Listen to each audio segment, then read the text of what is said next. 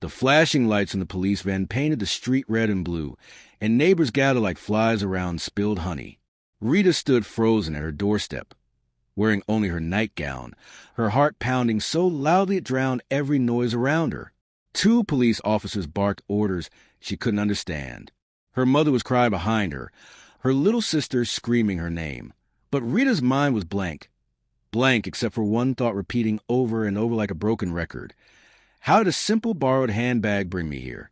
Just that morning, everything had been normal. She woke up humming, her favorite gospel song rising from her lips as she prepared for her office dinner. She had no designer bag, and her old purse looked too tired for the event. That was when her best friend Amaka called. Sweet, elegant Amaka, her friend since university days. Amaka who always had the latest clothes, the newest wigs, and a laugh that could fill any room. "Rita, don't stress yourself," she said over the phone. "I have something perfect for you." When Rita got to her house, Amaka was standing in front of her mirror, adjusting her long curls. On her bed sat a brand-new, shiny gold handbag. "You like?" Amaka asked proudly. Rita smiled. "It's beautiful, but I just need something small for tonight." Amaka waved a manicured hand. "Take this one. You're my best friend. Just bring it back tomorrow." Those words echoed now as 2 officers pushed past Rita into her small apartment. She tried to ask what they were looking for, but no one listened. They opened the bag Amaka had given her, and before Rita could even blink, one of the officers pulled out a velvet pouch. Inside, glittering under the bulb light, were expensive gold necklaces, diamond earrings, and a folded envelope with the logo of a luxury jewelry brand. "This is what you use to buy your class, ABI?" One officer sneered. "Where did you steal these from?" Rita gasped so hard she almost choked. I don't know anything about that. That's not mine." But her words floated in the air, ignored like the hum of a mosquito. In seconds, the neighbors who used to greet her warmly now whispered and shook their heads. She saw judgment in their eyes, disgust on their lips. The shame wrapped around her like a snake. They dragged her to the police van. She saw Amaka cross the street, her friend's face pale in the crowd. "Amaka!" she screamed. "Please tell them. It's your bag." Amaka stepped back, holding her chest as if heartbroken. "Rita, I don't understand what's happening," she said weakly. "I only lent you my bag. I didn't know this would happen." Rita couldn't believe what she was hearing. Their eyes met, and for a moment, she saw something flicker behind Amaka's tearful face. Something cold and satisfied. The van doors slammed. As they drove away, Rita's tears flowed silently. Her heart was breaking not just from fear, but from betrayal she couldn't yet explain. At the police station, the air smelled of sweat and cigarette smoke. A heavy fan whirred above her head as an officer banged the table. "You better confess," he said. "Your friend Amaka already said you asked her for the bag to help you sell stolen jewelry." Rita's mouth fell open. "What?" "That's a lie." The man slapped the table so hard she jumped. "Keep quiet. You think we're fools? Your fingerprints are all over the bag. The owner of the stolen items has identified them. You're lucky you're not already in prison." Her entire world collapsed. She thought about her job, her fiancé, her mother. She imagined them all looking at her with the same disgust she saw in those neighbors' eyes. By the time dawn came, she was locked behind cold bars. She curled up on the dirty floor, hugging her knees, staring into darkness. She tried to remember every moment she'd ever shared with Amaka, how they'd struggled together in school, how she lent her money, defended her against gossip. Why would Amaka do this? 3 days later, Rita was released on bail after her mother borrowed money from relatives. The neighbors avoided her like poison. Her fiancé, Tund, came only once. His words still burned. "Rita, my family can't handle this kind of embarrassment. Until you clear your name, I think it's best we take a break." That break became a silence that lasted forever. Amaka, meanwhile, was suddenly glowing. Her social media flooded with pictures, new cars, expensive restaurants, luxury vacations. The same bag she claimed was just borrowed appeared again, this time in a post captioned, "Blessed and unstoppable." Rita watched from a corner of her small room, her heart bleeding. She knew now that Amaka's kindness was a mask, but she couldn't understand why she'd been chosen for destruction. Weeks turned into months. Rita lost her job. Rumors spread faster than fire. No company wanted to hire someone under investigation. Her landlord threw her out.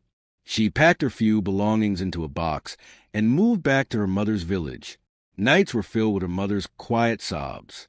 But deep inside, something began to grow, a spark of fire, a whisper that said, "One day, the truth will speak for me." One afternoon, while scrolling through her old phone, Rita saw a photo Amaka had posted the day after her arrest. It was in front of a big company building, with a caption, "New beginnings with my dream man." The man beside her was wearing a watch that looked painfully familiar. It was the one Rita had given Tun for his birthday. She dropped the phone, her body shaking. The betrayal wasn't just friendship, it was everything. Amaka had taken her bag, her man, her peace, and her name. Rita began to pray every night. Not for revenge, but for strength. She told herself she'd rebuild, even if no one believed her. Then, one morning in the village market, fate smiled strangely.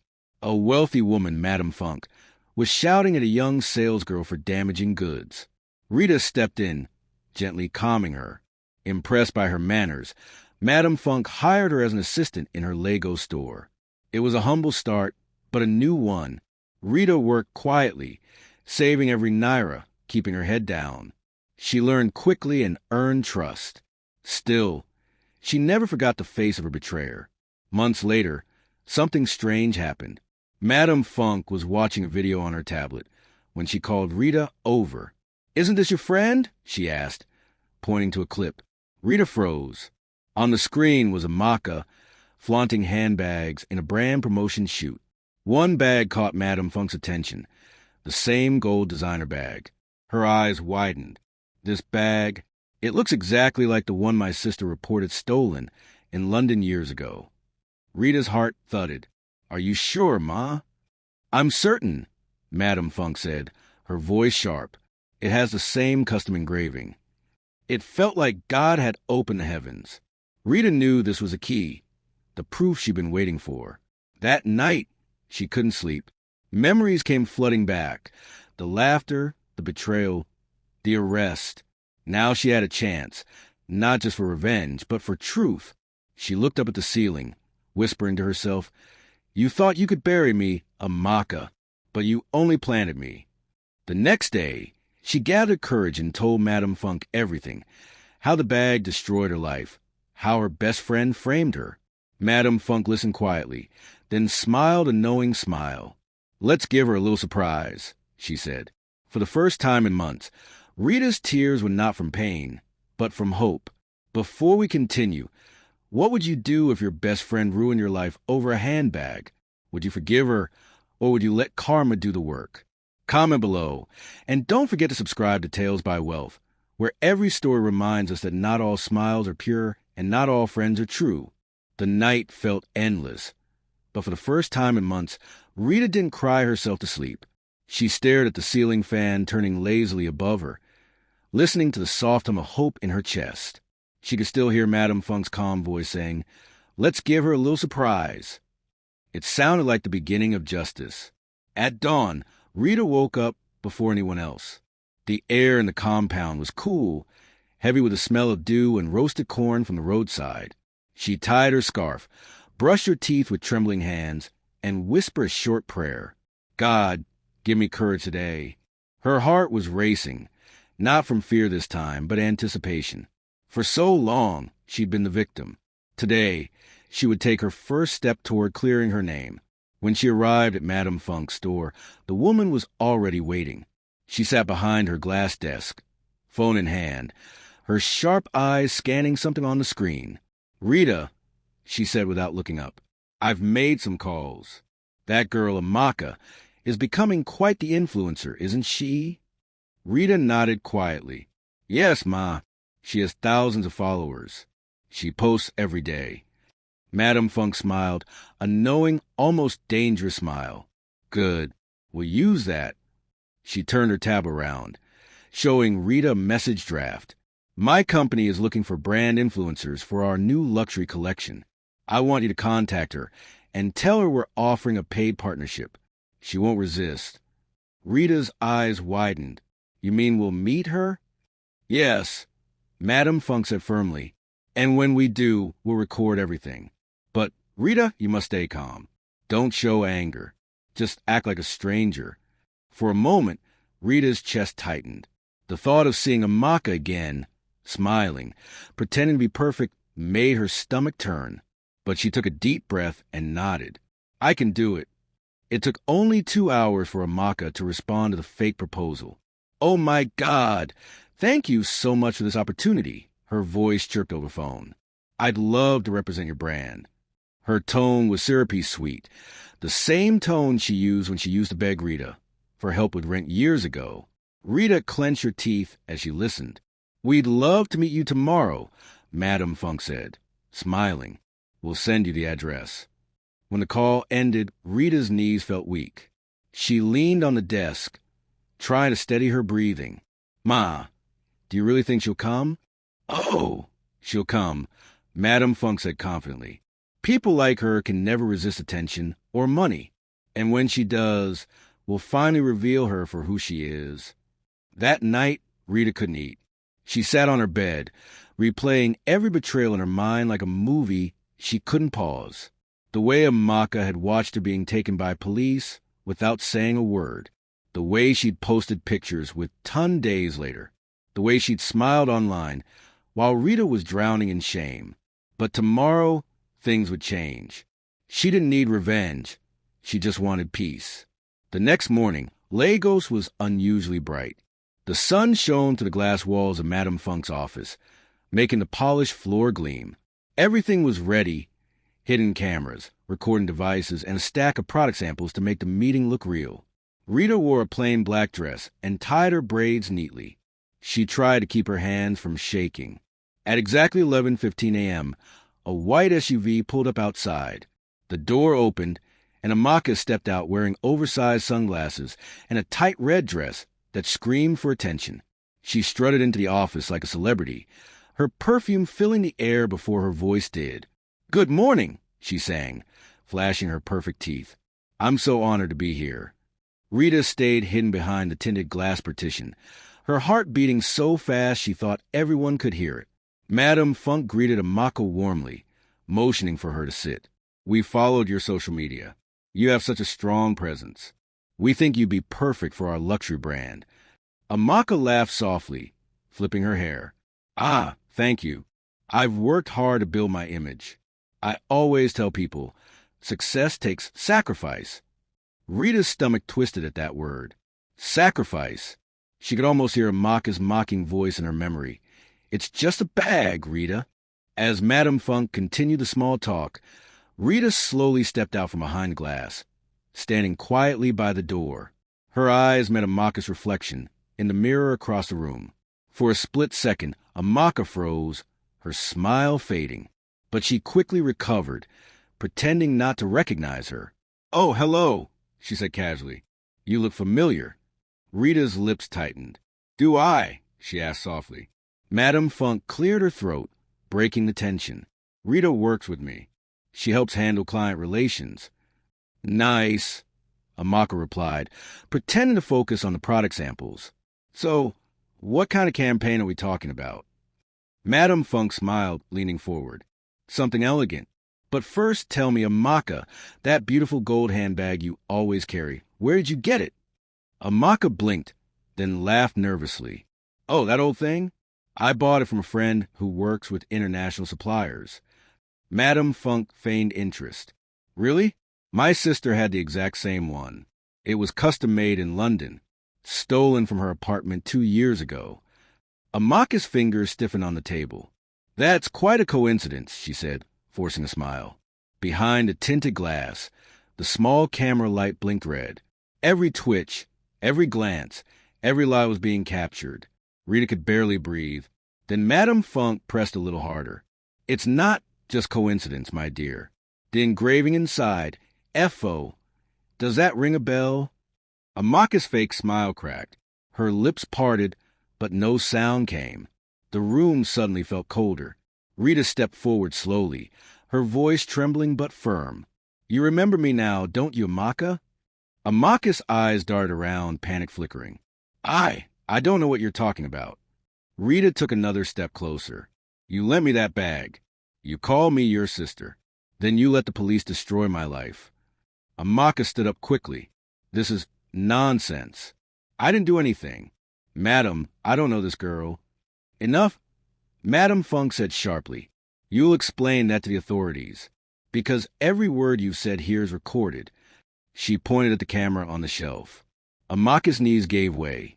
She dropped into the chair, her voice shaking. "Please, I didn't mean for things to go that far. I just wanted to teach her a lesson. She always acted so innocent, so perfect." Rita's eyes filled with tears. "You ruined me, Amaka. You took my peace, my name, and even the man I loved. What did I ever do to you?" Amaka covered her face, sobbing. "I was jealous, okay? You had everything: respect, love, peace of mind. And I had to work for every bit of attention I got. I didn't think they'd arrest you. I thought they'd just question you." Madam Funk watched silently, her lips pressed tight. Rita shook her head slowly. "You destroyed me over a bag. You laughed while my mother cried." Amaka reached out weakly. "Rita, please, I'll fix it. I'll confess, just don't ruin me." Rita turned away. "You ruined yourself." By the time Amaka left the office, she looked like a ghost of herself. Her makeup smeared, her confidence shattered. The video had captured everything: her confession, her lies, her jealousy. That evening, Madam Funk posted a short clip on her company's social media page with a caption, "The truth always finds its way home." Within hours, the video went viral. Comments poured in: "Justice for Rita? So-called friends are the worst enemies. God is real." By midnight, Rita's phone was exploding with calls and messages. Her old colleagues, her pastor, even her fiancé's sister, they all apologized. Some cried. Some begged forgiveness. Tun himself sent a long message she couldn't finish reading. The noise was overwhelming, but Rita didn't reply to anyone. She just sat on her bed, holding her chest, crying quietly. This time, her tears were for relief. The next morning, news blogs carried a headline: "Lagos influencer exposed. Framed her best friend for theft." Amaka's sponsorship deals were canceled. Her social pages flooded with backlash. Her brand crumbled overnight. When Rita stepped outside, the sun felt different, warmer, softer. Neighbors who had once whispered now greeted her respectfully. "Ah, Rita, we saw the video. God dawn vindicate you," they said.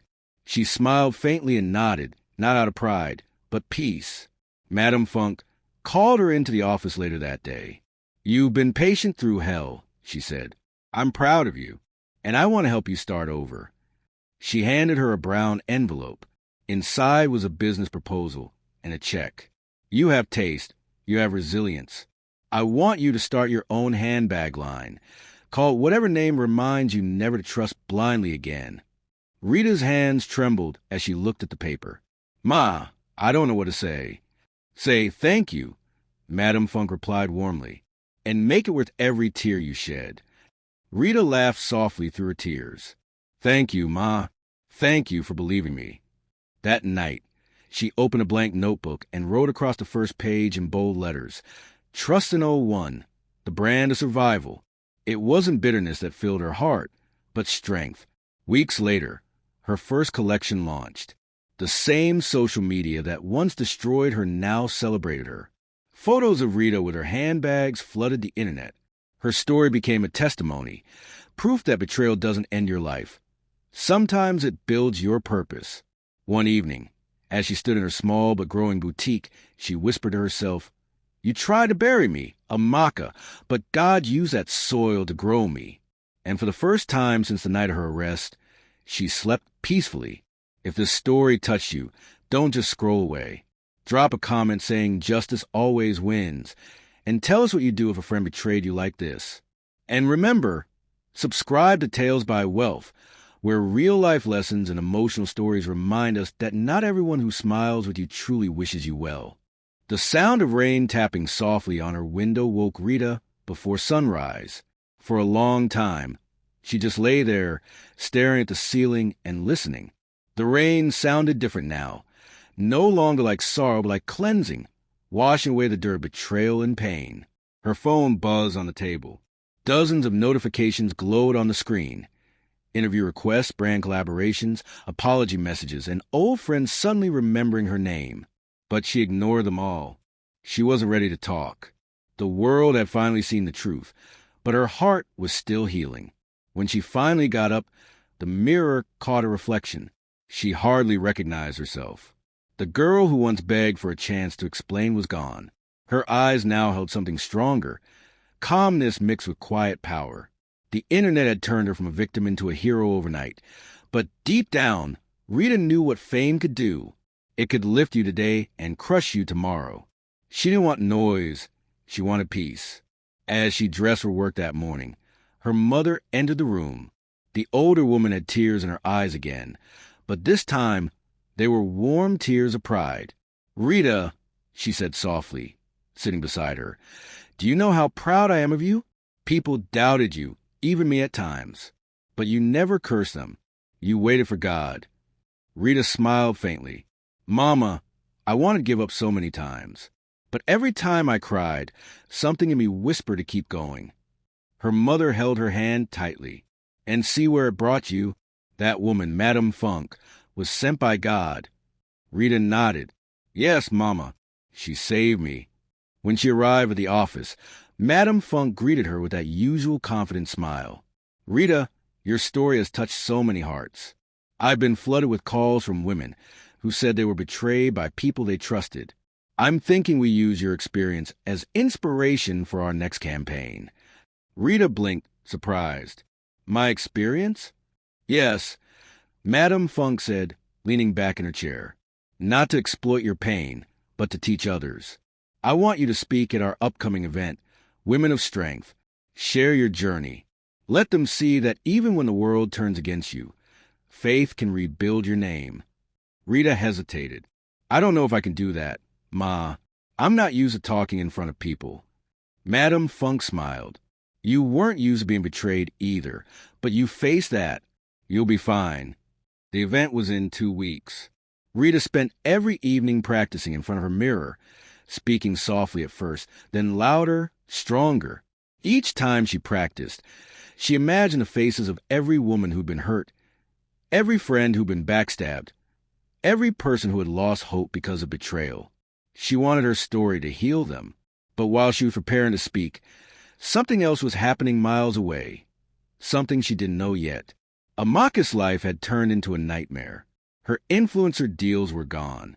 Her bank account was frozen due to fraud investigations. Friends avoided her. Even her family refused to answer her calls. Her own mother had told her, "You brought shame to us. Don't come home." She moved from her luxury apartment into a cheap rented room. Each night, she scrolled through social media, seeing Rita's name trending and people praising her. Jealousy turned into bitterness, bitterness into regret, regret into self-hate. The once confident woman who loved attention was now terrified of even leaving her room. She watched a video clip one night. Rita sitting beside Madame Funk, smiling genuinely, saying, "Sometimes God lets you fall, not to break you, but to show you who's truly standing with you." That line hit Amaka like a slap. She broke down crying, hugging her knees on the cold tile floor. She wanted to apologize, but how do you say sorry for destroying someone's entire life? Meanwhile, Rita's world kept expanding. Madame Funk pushed her into the spotlight gently, introducing her to successful women, investors, and partners. People admired her humility and resilience. The name Rita Nwosu became a quiet symbol of grace after pain. But fame wasn't the only thing that came back. Memories did too. One evening, while sorting out new handbag designs, she received a message on WhatsApp. It was from Ton. "Rita, I know I have no right to reach out, but please, can we talk? I owe you an apology." Her heart skipped. She hadn't heard from him since the day he abandoned her. She stared at the message for minutes, unsure whether to respond. Finally, she typed, "There's nothing to talk about." Some apologies come too late. She hit send and turned off her phone. The message felt heavy but freeing. She didn't want closure from people who broke her. She wanted distance. The next day, she met with Madame Funk to finalize plans for her handbag line's official launch. They sat with a small team in a bright boardroom. "We'll call the brand Trust in '01," Rita said confidently. "Each bag will carry a message inside it, a word of strength for women. Something like, keep your dignity, or never doubt your worth." The team clapped softly. Madame Funk smiled. "Brilliant. It's not just fashion, it's empowerment." As the launch date approached, news outlets began picking up her story again.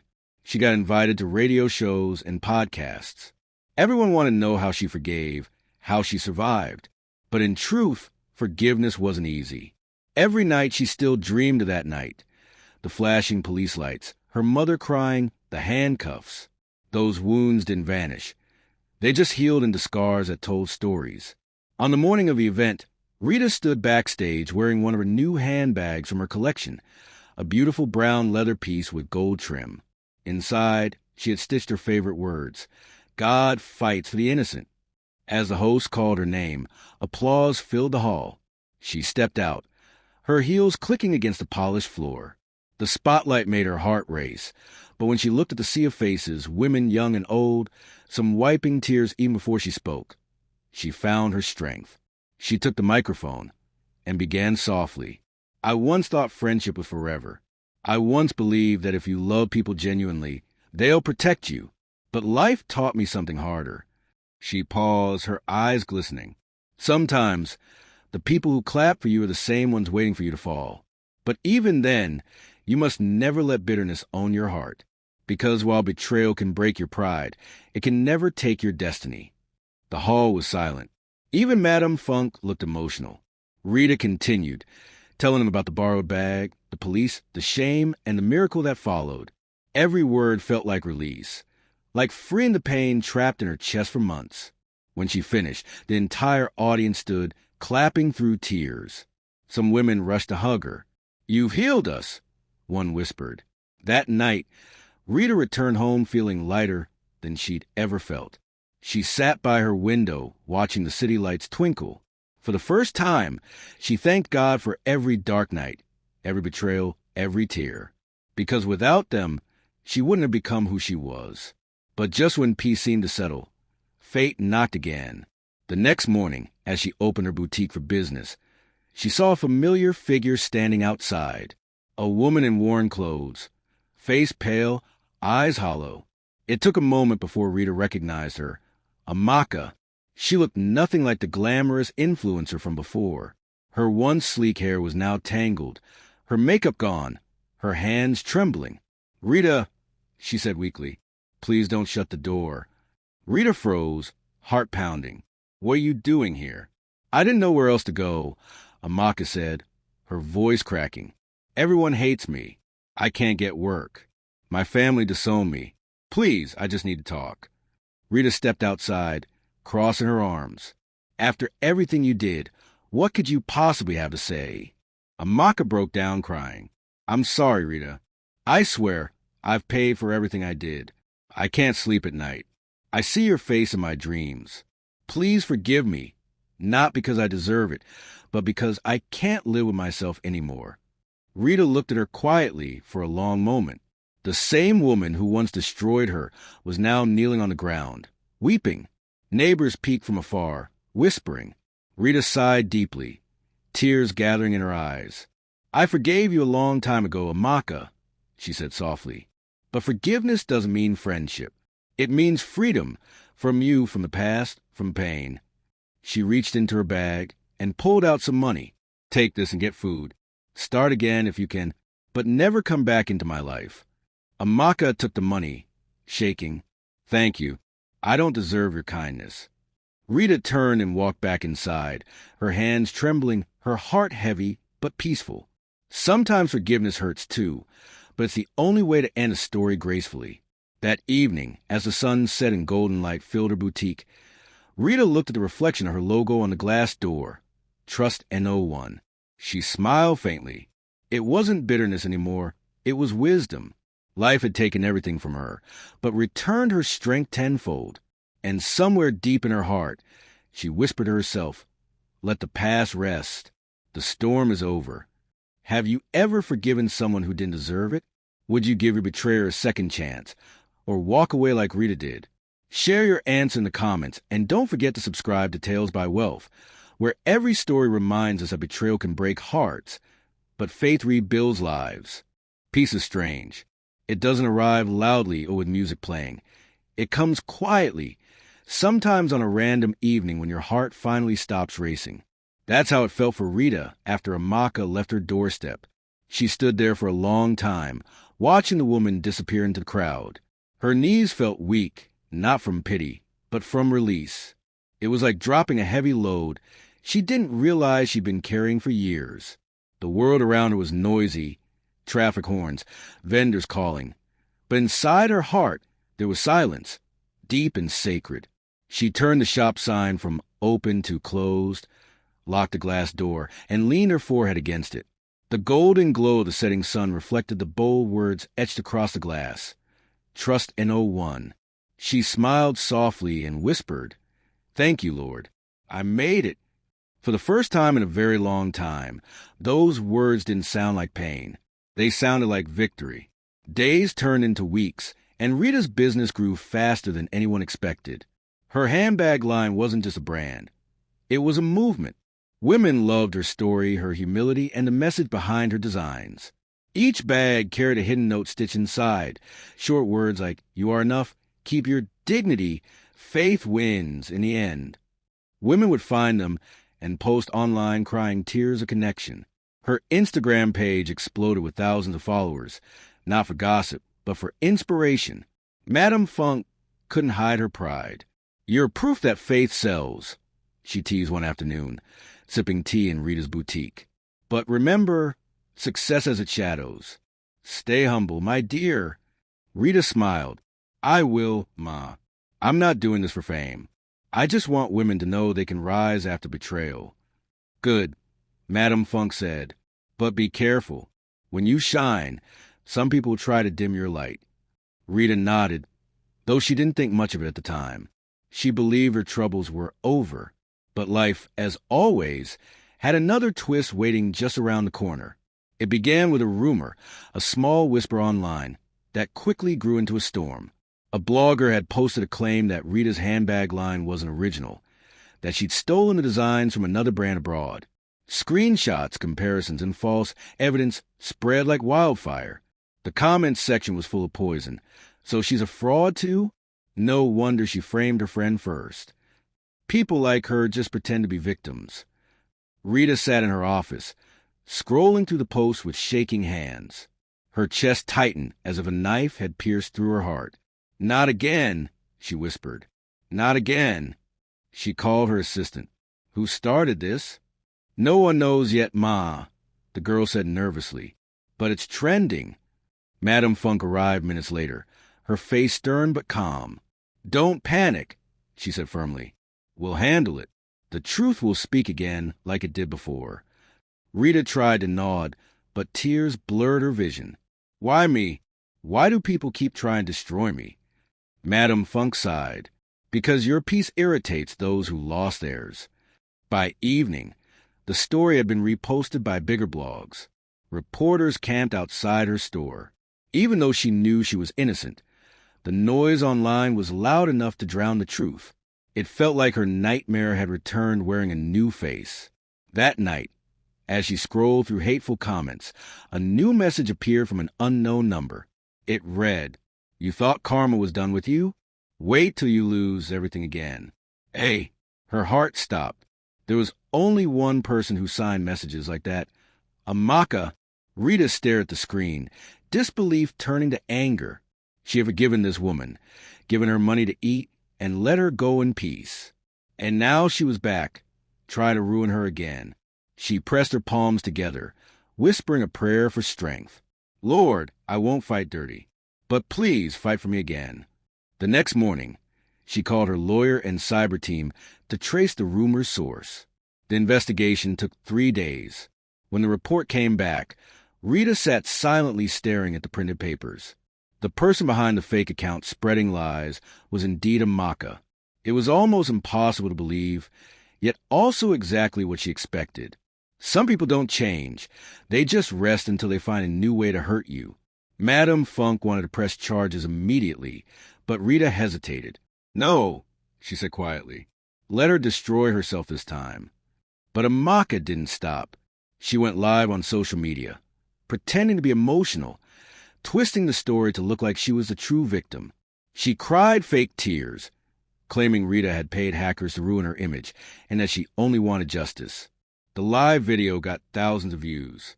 For a brief moment, people began to doubt again. Rita watched it all in silence. She didn't post any response. Instead, she kept working, designing, shipping orders, and showing up for her customers. The storm raged online, but inside her shop, calm reigned. Then one evening, something unexpected happened. A video appeared from an anonymous source. Raw footage showing Amaka meeting with a blogger, handing over cash envelopes, and plotting to tarnish Rita's name. The clip went viral instantly. Within hours, everything flipped again. People apologized publicly. The same blogs that dragged Rita were now writing apologies. We were wrong. Evidence proves Rita's innocence again. But this time, Rita didn't feel vindicated. She just felt tired. She had learned that peace isn't found when the world praises you. It's found when you stop needing them to believe you at all. Amaka vanished from the internet after that. Rumor had it that she fled the city. Some said she was depressed. Others said she moved abroad. Rita didn't want to know. Her chapter with Amaka was closed forever. Months later, the Trust NO1 brand expanded to Ghana and Kenya. Rita's story was featured in a women's empowerment documentary. She stood before cameras, elegant and calm, saying, "Pain taught me discipline, betrayal taught me faith, and success taught me humility."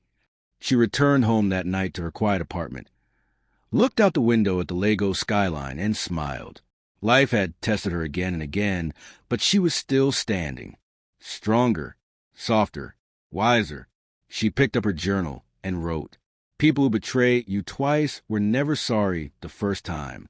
But sometimes God lets them try again, just to prove that your healing was real." Then she closed the book, turned off the lights, and went to bed with peace as her pillow. Would you give a betrayer another chance if they came back pretending to change? Or would you walk away in silence like Rita? Share your thoughts in the comments, and don't forget to subscribe to Tales by Wealth, where every story reminds us that betrayal doesn't break you. It introduces you to your real strength. The morning sunlight spilled to the curtains, painting Rita's room in soft gold. The world outside was already awake. Cars honking, vendors calling, Lagos alive as always, but inside her home, peace lived. She stretched slowly, listening to the quiet of her fan and the rhythm of her heartbeat. For the first time in years, that heartbeat wasn't anxious. It was steady, calm, certain. The last few months had tested her again, but she had learned that storms no longer scared her. When you've already walked through fire, rain only feels like a shower. Her business was growing faster than she ever dreamed. Her brand now sold in 3 countries, and more women were writing to her daily, sharing their own stories of betrayal and strength. She had unknowingly become a symbol of hope. That morning, she stood by her dressing mirror, brushing her hair while humming a soft tune. On her table sat a brown leather bag from her Trust No One collection. She opened it and smiled at the small note stitched inside. "Never let the same snake bite you twice." The words made her remember Maka again, but not with anger, only with pity. Some people dig graves for others and end up falling into them. She whispered a quiet prayer for her. Wherever she is, may God touch her heart. Rita arrived at her boutique just as her staff were arranging new arrivals. The shop smelled of leather and lavender polish. Customers were already waiting outside, chatting and taking pictures with her posters. She smiled at them warmly as she stepped in, dressed simply in a white blouse and long skirt. Her assistant, Kemi, rushed to her. "Ma, there's someone here to see you." She said it's important. Rita frowned slightly. "Who?" She didn't say, "Ma, she's waiting in your office." Rita walked toward the office door, her heels clicking softly against the tile floor. When she opened it, she froze. Sitting on the visitor's chair was a woman in a neatly ironed nurse uniform, holding a file in her lap. "Good morning," the nurse said politely. "Are you Miss Rita Nwosu?" "Yes," Rita replied cautiously. "Is everything all right?" The nurse took a deep breath. "I'm sorry to come without notice. I work at St. Andrew's Hospital. There's a patient who requested to see you urgently. Her name is Amaka." Rita's breath caught. "Amaka?" she repeated quietly. "Yes. She's been admitted for a while now," the nurse continued gently. "She's very ill. She said you're the only one who can help her." Rita's hands trembled slightly. She hadn't heard that name spoken out loud in months. For a moment, she didn't know how to feel. Fear, anger, or compassion. Finally, she whispered, "All right, I'll come." The drive to the hospital felt endless. The air was heavy, filled with memories she tried to bury. When she arrived, the nurse led her through quiet corridors until they stopped at a small private room. Rita hesitated at the door. "She's very weak," the nurse said softly. "Please don't upset her." Rita nodded, pushing the door open slowly.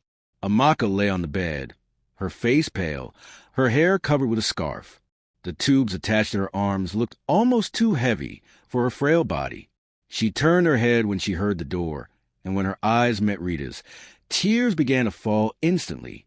"Rita," she whispered, her voice thin as air. "You came." Rita stepped closer, her heart pounding painfully. "Why did you call me?" Amaka tried to smile, but it broke into a cough. "Because I wanted to say sorry one last time. I thought I had time to fix things, but I'm dying, Rita." Rita felt a coldness spread through her. "Don't talk like that." "It's true," Amaka said, looking at her hands. "Liver failure. The doctor said it's from stress and pills I took to sleep. I couldn't bear the guilt." She looked up, her eyes hollow. "Every night, I saw your face. Every time someone mentioned your name, I felt like the ground would swallow me. I lied, I destroyed, and now I'm paying for it." Rita's throat tightened. She wanted to be angry, to say you deserve it. But seeing the woman who once shone so brightly now fading like a candle made her chest ache. "I've been alone," Amaka continued weakly. "No friends, no family. I watch your videos online, your success, your peace. You didn't just survive. You became everything I could have been if I wasn't jealous." She reached out a trembling hand. "Please, Rita, don't hate me anymore. I need peace before I leave this world." Rita took a step closer and gently held her hand. It was cold and fragile. Tears filled her eyes. "Amaka, I forgave you long ago. I just didn't know you were fighting this alone." Amaka smiled faintly, relief washing over her face. "Thank you," she whispered. "You're better than I ever was." Silence filled the room, except for the slow beep of the heart monitor. Rita sat beside her for a long time, holding her hand until the nurse returned. As she stood to leave, Amaka's fingers tightened weakly around hers. "One more thing," she said faintly. "The bag, the gold one. I kept it. I want to give it back. It's in my locker. Take it. It belongs to you." Rita nodded, tears streaming down her face. "Rest now, Amaka. It's over." As she walked out of the room, she felt a strange calmness. Pain and mercy mixed together inside her heart. When the nurse handed her the old gold handbag later, Rita held it for a long time, staring at it with trembling hands. It was the very same bag that had almost destroyed her life. The edges were worn, the shine faded, but it still carried the weight of memories. That night, she placed it on her table at home. She didn't open it. She didn't need to. She just sat there, staring at it, whispering softly, "You brought me pain, but you also brought me purpose." 2 days later, the hospital called. Amaka had passed away peacefully in her sleep. Rita stood by her window, staring at the sky, tears sliding silently down her face. "Rest, Amaka," she whispered. "I hope God forgives you like I did." Life went on. Rita attended the small burial ceremony quietly, without cameras, without attention. No reporters, no glamour, just forgiveness and flowers. She dropped a single white rose on a grave and walked away, never looking back. Weeks passed, and her business reached new heights. One evening, she sat in her boutique alone after closing, the city lights flickering outside. She reached into a display shelf and pulled out one of her new designs, a black handbag with gold lining. Inside, she stitched a new message that read, "Forgive but never forget." As she ran her fingers over the words, she smiled. That phrase wasn't bitterness. It was wisdom. Forgiveness is not weakness. It's freedom. Later that week, she spoke at another women's event. Her story had become a movement now called the Borrowed Bag Initiative, a program that helped women who lost everything due to betrayal or false accusations rebuild their lives. When she walked on stage, the crowd erupted in applause. She raised her hand for silence and spoke gently. "Years ago, I thought losing everything was the end. But God used that loss to write a story that saved others. The same bag that destroyed me became the seed of my purpose." So, to every woman listening tonight, don't curse your pain. Sometimes it's the path to your power. Tears glistened in the eyes of the audience. Some clapped. Others stood in silent awe. Rita smiled humbly and whispered into the microphone. "And always remember, not every friend who hugged you loves you, but every pain that breaks you can teach you to love yourself better." When she stepped off the stage, Madame Funk hugged her tightly. "You've turned your wounds into wings, my dear," she said proudly. Rita smiled. It was God. He used everything for good. That night, as she rode home, she watched the Lego skyline glowing in the distance and thought of how far she'd come. From the girl arrested over a borrowed bag to a woman known for strength, forgiveness, and faith. She had learned that evil doesn't win. It only teaches a righteous how to shine brighter. She looked up at the sky and whispered, "Thank you, God, for every storm, for every betrayal, for every tear." Then she smiled to herself. "I am free."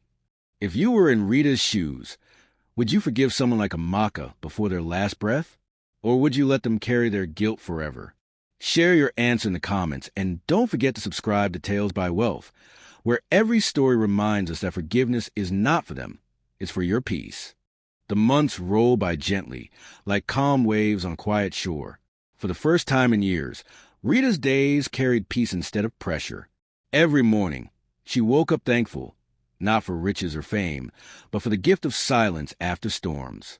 Her life had become a blend of purpose and grace. The Trust No One brand continued to grow beyond her imagination, reaching women in faraway places she had never been. Orders came from Kenya, Ghana, South Africa, and even the UK. Her designs carried stories, and women connected deeply with them. Yet despite all the success, Rita remained humble. She still lived simply in her small Lagos apartment, still drove her modest car, and still cooked her own meals. She hadn't allowed fame to make her forget her roots. Sometimes she walked to the markets quietly, smiling at the women selling fabrics, helping an old woman cross the road, or giving money to a hungry child. She knew what it meant to be down and helpless, and she wanted to be the hand she never had. One evening, as she was closing her boutique, Madame Funk arrived. "Ah, my daughter," she said, hugging her warmly. "You're always working. You need to rest sometimes." Rita smiled. "I'm fine, Ma. Work keeps me grateful." Madame Funk laughed. "Grateful? You mean busy. But I have something special for you. Sit down." She pulled out an envelope from her purse. Inside was an official letter with a bold heading: the National Women Empowerment Board nomination for the Woman of Strength Award. Rita gasped, covering her mouth. "Me?" "Yes, you." Madame Funk said proudly, "You're being honored next month for your story, your resilience, and your contribution to empowering other women. You deserve it." Rita's eyes filled with tears. She stood up and hugged the older woman tightly. "Thank you, Ma. You've been my destiny helper." "No," Madame Funk said softly, patting her shoulder. "You helped yourself by not giving up." That night, Rita knelt by her bed and cried, not tears of sadness, but of gratitude. "Lord, you turned my shame into celebration," she whispered. "You used pain to push me into purpose." The weeks before the event were busy. Reporters wanted interviews, magazines requested photo shoots, and designers offered to style her for the ceremony. Yet Rita insisted on wearing a gown from her own fabric collection, a simple but elegant gold dress that represented victory and humility.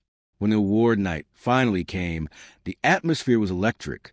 The hall was filled with businesswomen, politicians, and celebrities.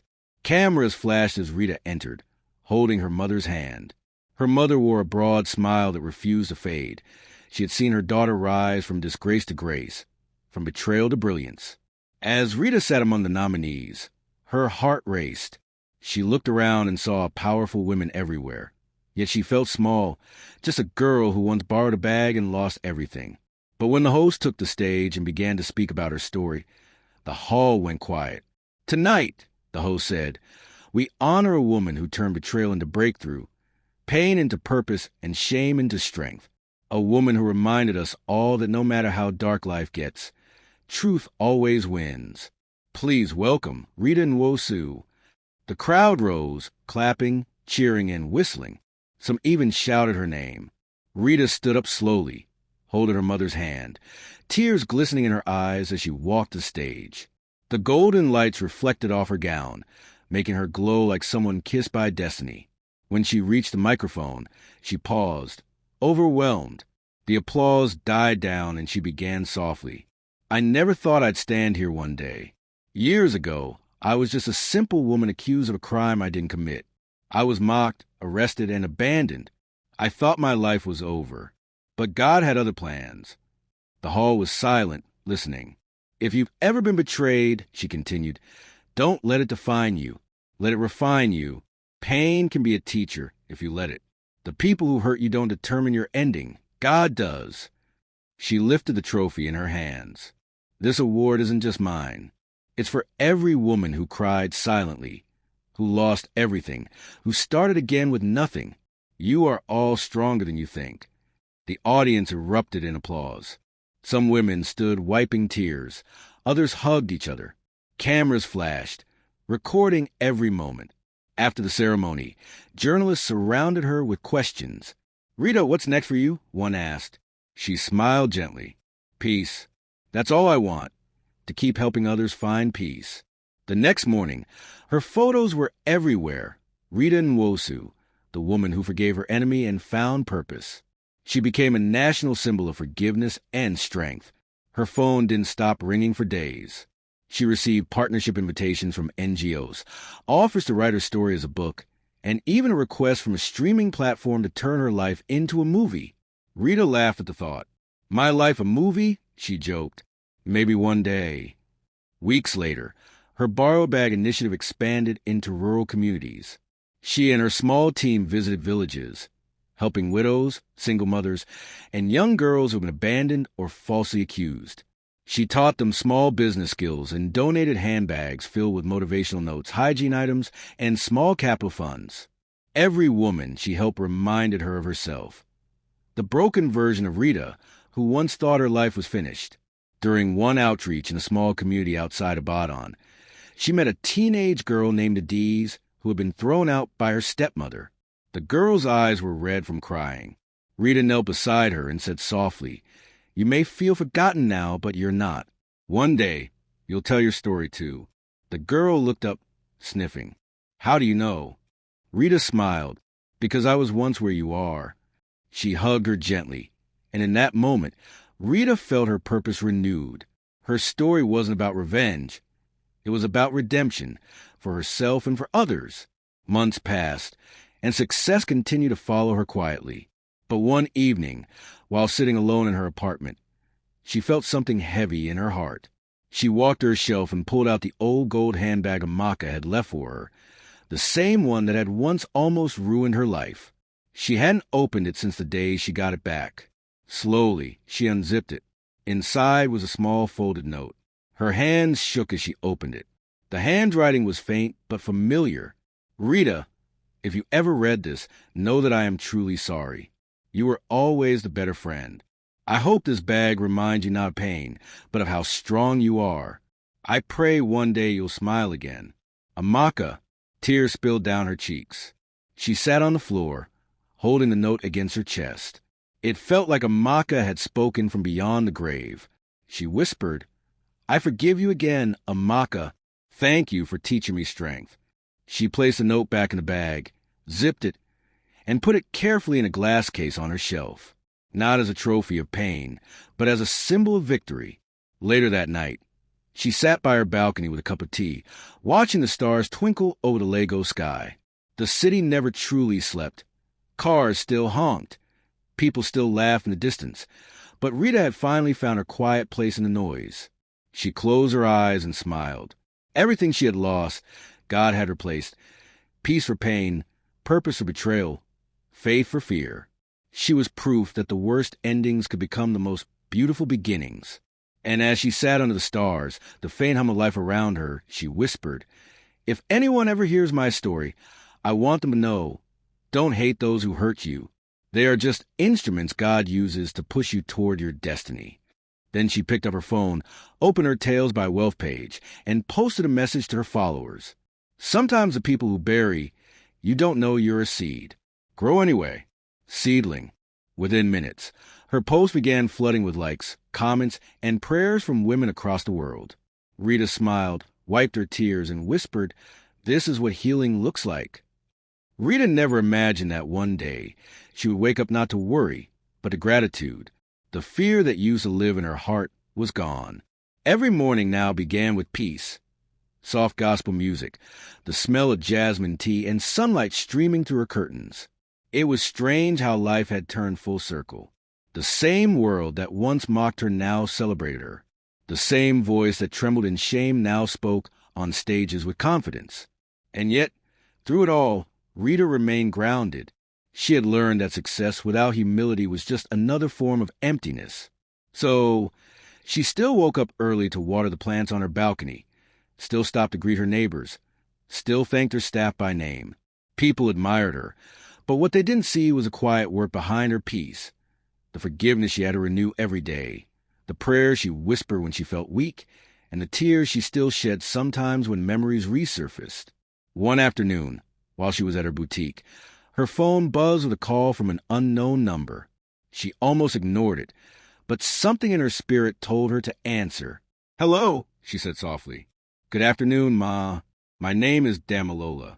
I work with Sunrise Publishing. We've been following your story and your empowerment movement. We'd love to offer you a book deal. Your life story in your own words." Rita blinked, speechless. "A book?" "Yes, Ma," the woman continued cheerfully. "We believe your story will inspire millions. You can call it anything you want. We'll assign editors and help you publish globally." Rita sat down slowly, her heart racing. For a moment, she was silent. "Give me a few days to think about it," she said gently.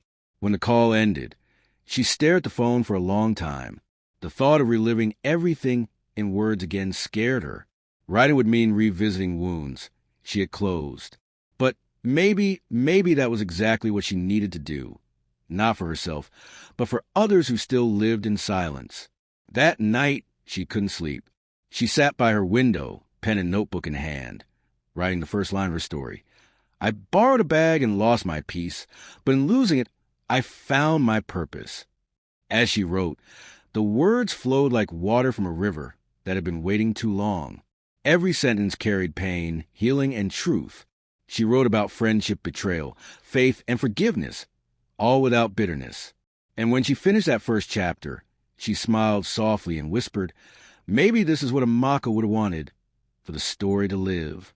Weeks turned into months, and the book project came to life. The title they chose together was The Borrowed Bag, From Betrayal to Breakthrough. When the book launched, it sold out within days. Women across the continent posted pictures holding it, crying, saying how much it healed them. It wasn't just a book, it was a mirror for broken hearts. One morning, during a radio interview, the host asked her, "Rita, if you could go back in time and stop Amaka from betraying you, would you?" She paused for a moment, smiling thoughtfully. "No," she said quietly, "because without her betrayal, I wouldn't be here. Some pain is necessary. It reveals our strength." The studio fell silent for a moment before the host nodded slowly, clearly moved. After that interview, Rita's story reached even more people. Schools invited her to speak. Churches quoted her, and women named their daughters after her. But Rita never saw herself as a celebrity. She called herself a survivor with a voice. One evening, after a long day of filming a documentary about her journey, she stopped by her mother's house. The older woman had aged gracefully, her once black hair now fully gray, her laughter still strong. As Rita entered, her mother hugged her tightly. "My child," she said warmly, "you become the woman I prayed for. I used to ask God to protect you, but now I thank him for making you unbreakable." Rita laughed softly, holding her mother's hands. "Mama, I'm nothing without your prayers." Her mother's eyes sparkled. "And without your strength, those prayers would have been wasted." They sat together, sipping tea, reminiscing about the past. The laughter, the tears, the borrowed bag that changed everything. Later that night, Rita drove home slowly through the quiet streets of Lekki. The city lights reflected on her windshield, and she felt tears prick her eyes. Not of sadness, but of gratitude. She remembered the terrified young woman being dragged by police, the humiliation, the betrayal. Now, she was the same woman, but reborn, healed, wise, and full of peace. When she got home, she found a parcel waiting at her door. It had no sender's name. Curious, she opened it and found a small box wrapped in brown paper. Inside was a gold keychain shaped like a handbag and a note that simply read, "Keep shining, a friend." Rita smiled faintly. She didn't know who sent it. Maybe a fan, maybe someone inspired by her story. Or maybe life's mysterious way of reminding her that even in pain, beauty can return. She hung the keychain on her office shelf beside the original gold handbag, which still sat protected in a glass case. Together, they looked like a pair, pain and purpose side by side. As the weeks went by, Rita continued to pour herself into the Borrow Bag initiative. They opened training centers for women, taught them tailoring, design, and business management. Her brand evolved from selling handbags to building hope. The walls of her new foundation office were decorated with photos of smiling women she had helped, survivors of abuse, victims of false accusations, single mothers starting over. Each story was a new seed she had planted from her own journey. One afternoon, while addressing a group of young women, Rita said something that would later become the motto of her foundation. "You may lose everything, but never lose yourself, because who you are is what will rebuild what you lost." The hall erupted in applause. That night, back home, she logged onto her Tales by Wealth community page. Thousands of comments poured in daily, stories from women who had watched her transformation, thanking her for giving them courage. She spent hours replying to messages, comforting strangers, offering hope through her words. Then she noticed one particular comment that caught her eye. It read, "Miss Rita, I used to hate my life after my best friend betrayed me. But your story made me realize I can forgive and still rise. I'm starting a small business tomorrow. Thank you for saving me." Rita covered her mouth, tears falling silently. That comment reminded her why she kept going. She whispered, "Lord, thank you for using my scars to heal others." The following weekend, she hosted a charity gala for her foundation. The event brought together powerful women sponsors and supporters. Cameras flashed as she arrived in a simple but stunning white gown. She stood at the podium, looking at the sea of faces, and said, "If you've ever been broken, let today be the day you believe again. Broken things can still shine." The room was filled with emotion. Women clapped, cried, and hugged each other. Some came to the stage to tell their stories. Stories of betrayal, loss, and rebirth, all because one woman had the courage to forgive and move forward. When the event ended, Rita walked out into the night air, looking up at the stars. She felt the cool breeze brush against her face and smiled. Somewhere deep inside, she knew her purpose was bigger than her pain. The borrowed bag had once destroyed her, but now it had built her legacy. As she got into her car, she looked at her reflection in the rearview mirror and whispered, "This is the power of forgiveness." She drove off slowly, the city lights twinkling behind her, the same city that once witnessed her tears now celebrating her triumph. And somewhere far above, under the same stars, she believed Amaka's soul had finally found peace too. Rita sat in her new office one bright Monday morning. the kind of morning that smelled of promise and new beginnings. The sunlight streamed to the glass walls, catching the golden logo of her foundation, the Borrowed Bag Initiative. She smiled as she ran her fingers over the smooth edge of her desk, remembering how far she had come. Once upon a time, she had stood in the dark corners of shame. Now, she stood in the spotlight of purpose. Her phone vibrated softly beside her cup of tea. She picked it up, smiling as she read the notification. It was an update from her team in Ghana. Another batch of women had successfully completed their empowerment training and launched their own small businesses. Photos followed. Women holding up bags from her collection, their faces lit with joy and pride. Rita's eyes filled with tears. "God," she whispered, "this is why you let me go through the fire." Her assistant, Kemi, knocked gently.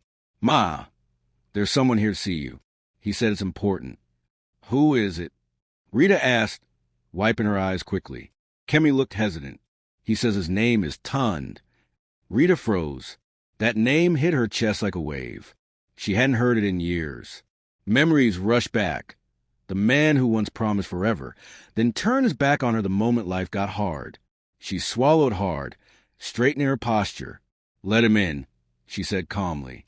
A few seconds later, Tund walked in. He looked older, more tired. The spark of pride that once filled his eyes was gone. He removed his cap, standing quietly like a man unsure of his place. "Rita," he said softly, "you look different. Beautiful." Rita didn't smile. "People change, Tund. Sometimes pain does the polishing." He nodded, looking ashamed. "I know, and I came here today not to reopen old wounds, but to close them properly. I saw you on TV last week, and I realized I owe you the apology I was too proud to give." Rita folded her hands on the table. "I forgave you a long time ago." Tund blinked in surprise. "You did?" "Yes," she said simply. "You just never knew." He exhaled shakily. "Rita, I was stupid. I let people's opinions destroy what we had. I believed the lies. When you needed me the most, I ran away. And ever since then, I haven't known peace." Rita watched him silently, her heart calm. She didn't feel anger anymore, just a quiet compassion. "Tund," she said softly, "the night you left, I thought my life had ended. But now I understand. You had to leave for me to find myself." Tund lowered his gaze, tears gathering in his eyes. "You become everything I prayed to be. You're stronger than I ever imagined." She stood and walked around the table, standing beside him. "We were both broken then. But I've healed, and I hope you do too." He nodded slowly, then reached into his pocket and brought out a small jewelry box. "This isn't what you think," he said quickly when he saw her startled expression. He opened it to reveal a delicate gold necklace with a tiny handbag-shaped pendant. "It's a reminder. That pain can become purpose. I wanted you to have it." Rita hesitated, then took the necklace gently. "Thank you. It's beautiful." He smiled faintly, his eyes soft. "Goodbye, Rita. I pray your peace never ends." "Goodbye, Tund," she said quietly. "And thank you for the lesson." As he left the office, Rita sat back down, holding the necklace in her hand. It shimmered under the light, matching the gold of her foundation's logo. She placed it beside the glass case that held the old gold handbag. Together, they told her entire story: betrayal, forgiveness, growth, and grace. Later that evening, Rita drove to her mother's house. She hadn't visited in a while, and she missed the warmth of home. Her mother welcomed her with open arms and a familiar smell of egusi soup. They ate together, laughing about old memories. "Mama," Rita said softly, "do you ever think about how life turns things around? I used to cry every night, asking God why me. Now I see it was all part of the plan." Her mother smiled knowingly. "That's how life is, my child. Sometimes God lets storms come not to drown us, but to wash away what we no longer need." They talked late into the night, their laughter echoing softly through the old house. Rita felt peace deeper than words. Weeks later, her book was announced as a finalist for African Woman's Inspirational Story of the Year. She was invited to Johannesburg for the awards gala. It was her first trip outside Nigeria since the scandal years ago, and as the plane took off, she looked out the window and whispered, "From disgrace to grace." When she arrived, she was welcomed like royalty. Women held up copies of her book, asking for autographs and photos.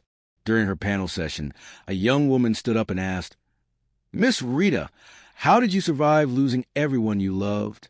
Rita smiled softly and said, "I learned to love myself enough that even if everyone left, I wouldn't feel empty anymore." The audience erupted in applause. Her words became a trending quote across social media. That night, as she sat in her hotel room, she received a message from Kemi. "Ma, the video of your answer is everywhere. Women are saying you healed them just by speaking." Rita looked up from her phone, her eyes filled with tears of joy. "This is the real award," she whispered. A few days later, she returned to Lagos to find her staff waiting for her at the airport with flowers and cheers. They sang, "Our Madam Donwin Heart of Africa." Rita laughed through tears, hugging them all. She realized she didn't need trophies. She already had what mattered most: impact.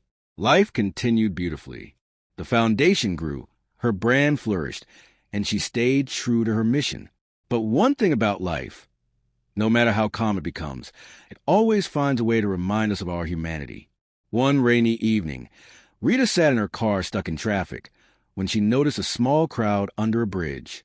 Out of curiosity, she looked closer and saw a young woman sitting in the rain, crying beside a pile of clothes. Something inside her told her to stop. She parked, grabbed an umbrella, and walked toward her. "Are you all right, my dear?" Rita asked gently. The girl looked up, startled. Her eyes were swollen. "Please, Ma, I have nowhere to go. My boss accused me of stealing, but I didn't take anything." Rita's heart clenched. "What's your name?" "Choma," the girl whispered. Rita extended her hand. "Come with me, Chioma. I believe you." The girl hesitated, then took her hand. Rita led her to her car, wrapped a shawl around her, and drove her home. That night, Chioma ate, bathed, and slept for the first time in days.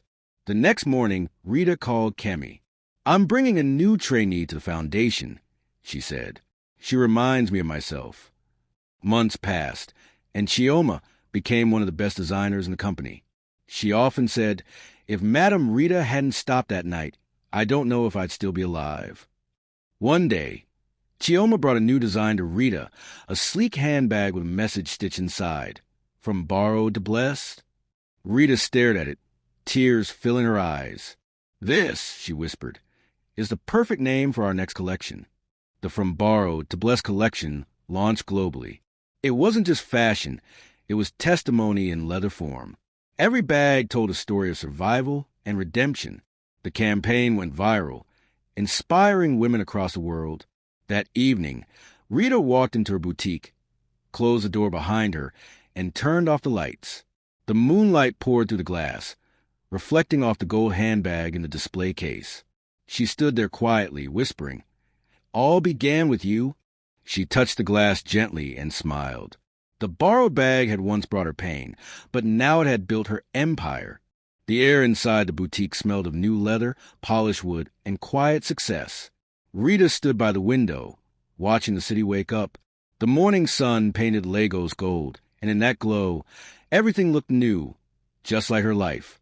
Her brand, Trust No One, had evolved into a global movement, but beyond the fame, what mattered most was peace. She smiled as she heard the chatter of her young staff, setting up the day, their laughter filling the space with life. Kemi entered the office with her usual energy.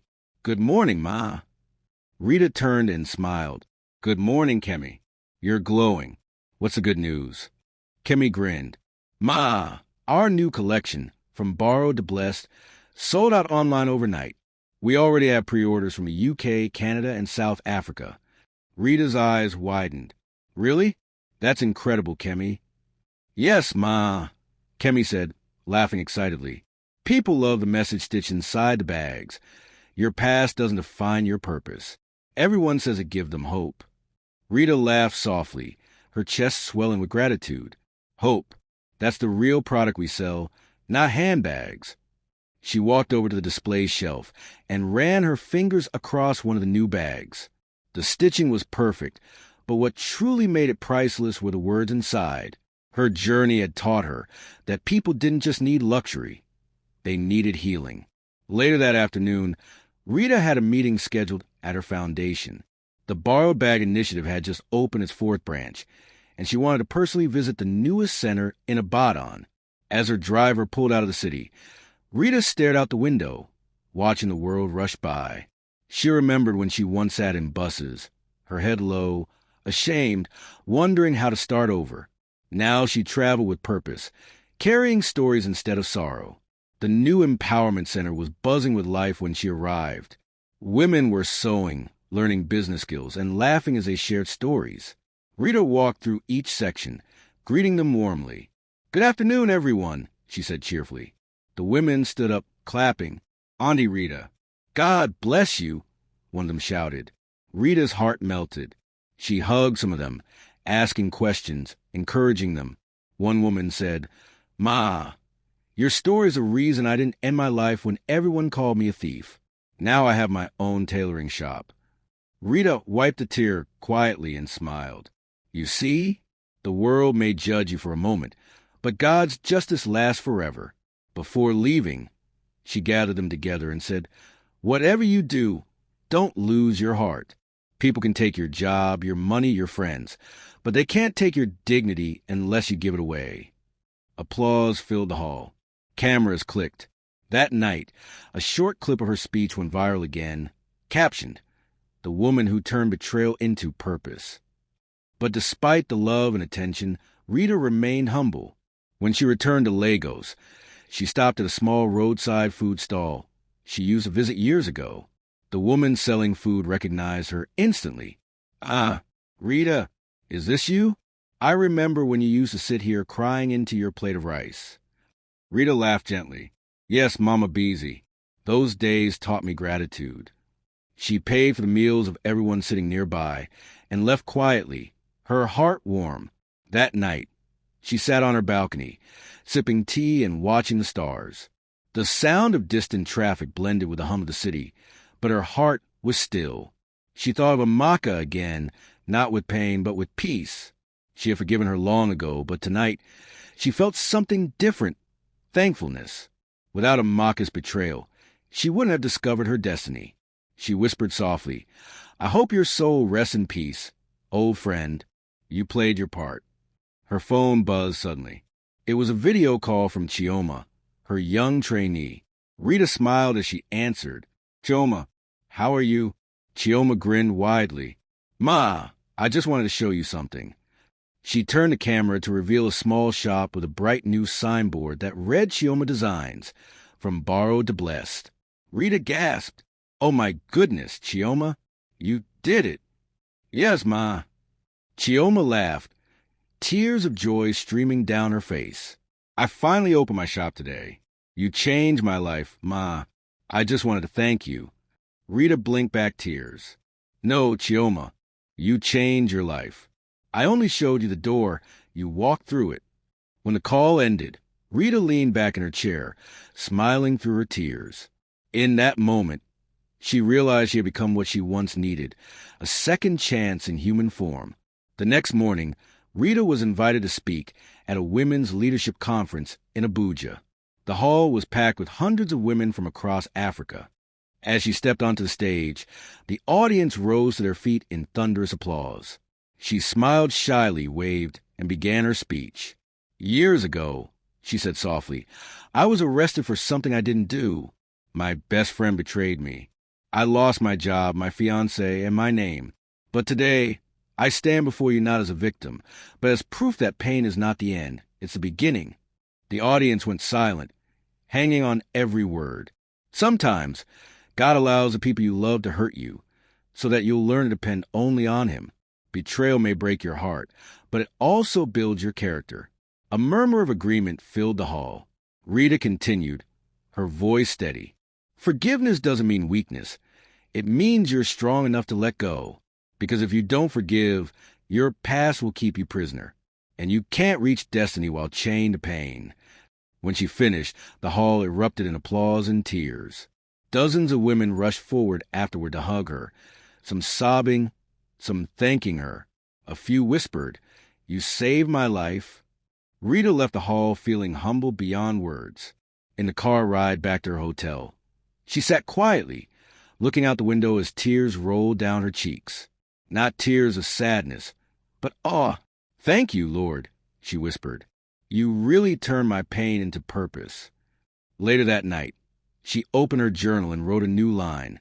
"My story began with betrayal, but will end with impact." She closed the book, placed it beside her bed, and slept peacefully. A few weeks later, her foundation celebrated its 5th anniversary. The event was grand yet simple, decorated in gold and white, with women from all over the world attending. The highlight of the night came when Rita took the stage. The crowd chanted her name, clapping rhythmically. She raised her hands for silence and smiled.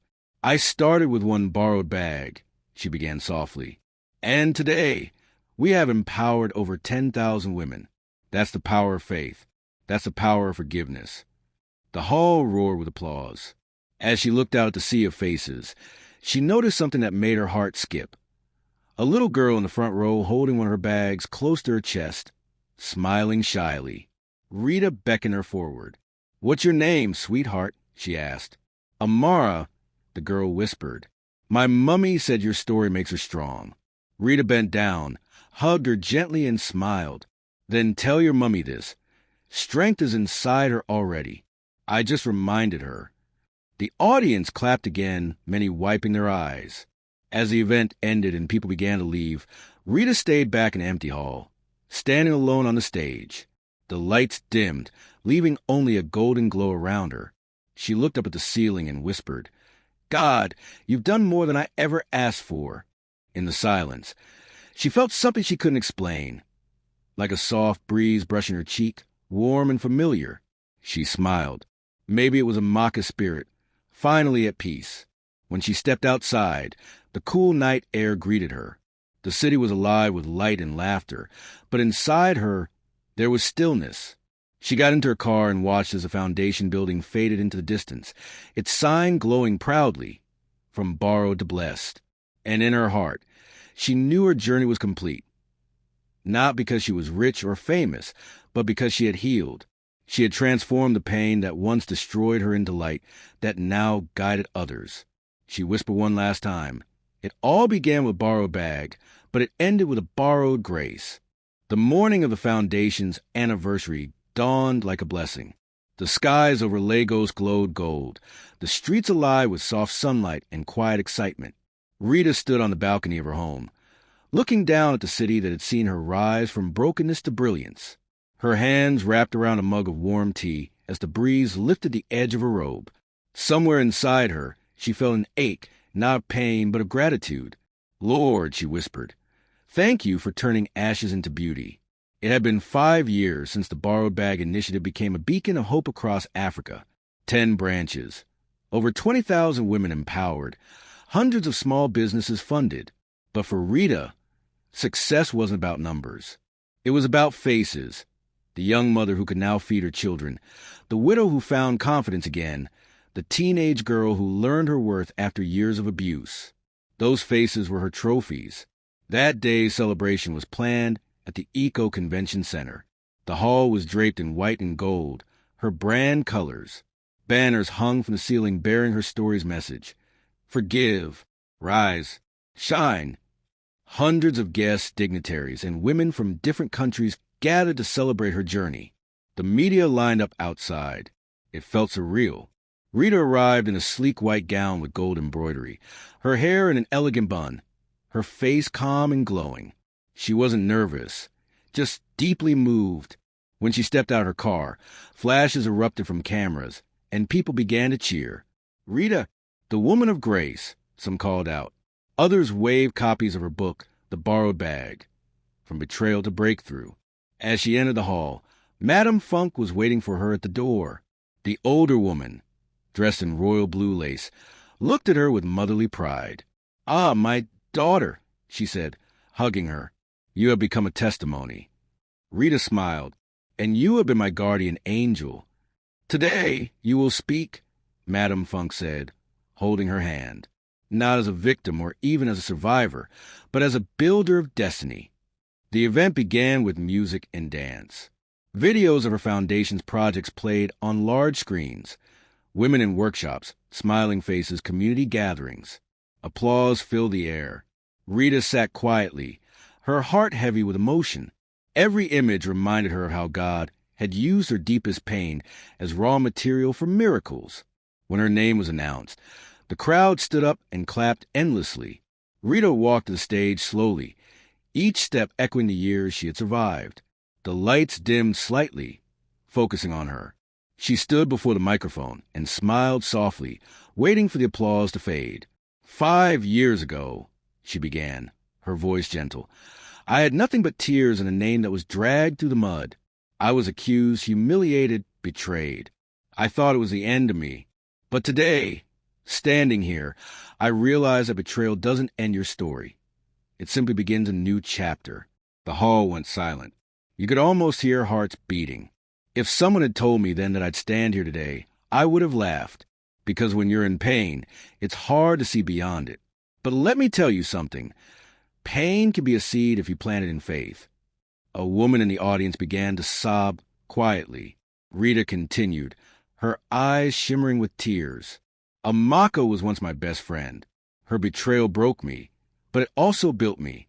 If she were alive today, I would thank her, not because she hurt me, but because she pushed me toward purpose. There was a collective gasp in the audience, followed by soft murmurs. Rita smiled faintly. Yes, I forgave her. Truly, because holding on to pain only keeps you chained to your past. And forgiveness, oh, forgiveness, is a master key that opens destiny's door. Applause erupted. Cameras flashed. Even Madame Funk wiped a tear. Rita continued, her voice stronger now. Today, I dedicate this anniversary to every woman who has ever been betrayed, mocked, or falsely accused. You may be crying now, but one day, your tears will become testimony. Don't hate those who hurt you. Thank them, because their rejection was simply God's redirection. The audience rose to their feet in thunderous applause. Some shouted amen, while others cried openly. Rita stood still for a moment, soaking in energy, then lifted her hands slightly. To everyone listening, remember, your story is not over. If a borrowed bag could ruin me and then build me, then whatever you've lost will become the foundation of your breakthrough. She ended her speech with a soft whisper. Don't stop believing. Don't stop forgiving. Don't stop shining. The applause was deafening. Women hugged each other, crying, smiling, healed. The event continued with awards, music, and laughter, but Rita stayed quiet at her table, her heart full. When the ceremony ended, she stepped outside to the terrace for some air. The Lagos skyline twinkled like diamonds against the dark velvet sky. The wind played with her hair as she leaned on the balcony rail, gazing at the city lights. She thought of Amaka again, the girl with the charming smile and the secret envy. The memories no longer hurt. They simply existed, like old chapters in a book she had already finished reading. A familiar voice broke her thoughts. You did it, Madame Funk said softly, walking up beside her. Rita smiled, turning toward her. We did it. Madame Funk nodded. What will you do next? Rita looked up at the sky. Keep helping people. Keep forgiving. Keep living. That's the real success. The older woman laughed gently. You speak like someone who has found peace. Rita nodded. Because I have. Peace isn't about forgetting the past. It's about thanking God for it. They stood there quietly, watching the night together. The city below buzzed with energy, but up there on the terrace, time seemed to pause. Later that night, Rita returned home. She walked straight to her living room, where the glass display case stood. Inside it, the same gold handbag that had started everything. She sat down on the couch, staring at it for a long time. It shimmered softly in the lamplight. Slowly, she stood and opened the case.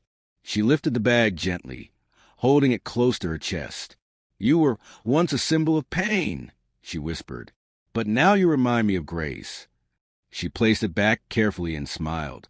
Then she took out her journal and wrote the final entry. Dear God, thank you for turning betrayal into blessing. Thank you for using a borrowed bag to build a borrowed destiny. I am not who I used to be. I am free. When she closed the book, tears of joy streamed down her face, not because of sadness, but because she finally understood everything. Every sleepless night, every humiliation, every tear, it all had meaning. As she turned off the lights and walked to her bedroom, the faint glow of the city spilled through her curtains. She stood there for a moment, whispering, "This is how my story ends, not in pain, but in peace." Outside, the night wind rustled softly, carrying her words into the vastness. Somewhere deep in the quiet of the city, it felt as if the universe itself smiled back.